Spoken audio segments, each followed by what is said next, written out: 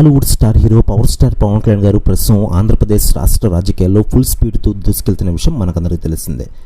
ఆంధ్రప్రదేశ్లో ఎన్నికలకు సమయం దగ్గర పడుతుండడంతో పొలిటికల్ హీట్ పెరుగుతోంది.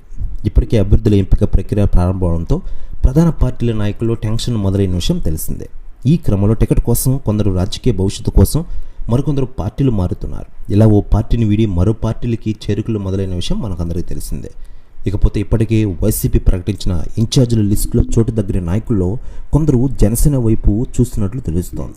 ఇలా జనసేన రాజకీయ వ్యవహారాలు చూసుకునే నాదెండ్ల మనోహర్తో చాలామంది నాయకులు టచ్లో ఉన్నట్లు తెలుస్తోంది. కొందరు సిట్టింగ్ ఎమ్మెల్యేలు సైతం జనసేన చేరిక ఆసక్తి చూపినట్లు తెలుస్తోంది.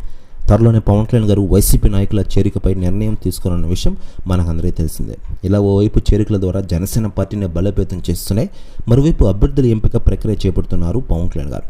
ప్రజల మధ్యకు వెళ్లి ప్రజాదరణ కల నాయకులను గుర్తించే వారికి అవకాశం ఇవ్వాలని జనసేన చూస్తున్న విషయం మనకందరికీ తెలిసిందే.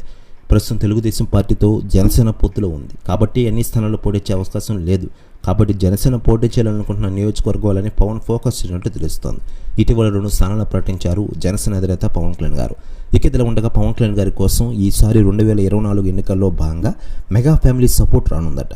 అయితే ఈ వ్యవహారంపై పవన్ కళ్యాణ్ గారి గురించి ఆయన అన్న మెగాస్టార్ చిరంజీవి గారు తాజాగా స్పందించారు. ఆయన మాట్లాడుతూ, నా తమ్ముడు పవన్ కళ్యాణ్ తాను మెచ్చిన రాజకీయాల్లో బాగా రాణిస్తున్నారు.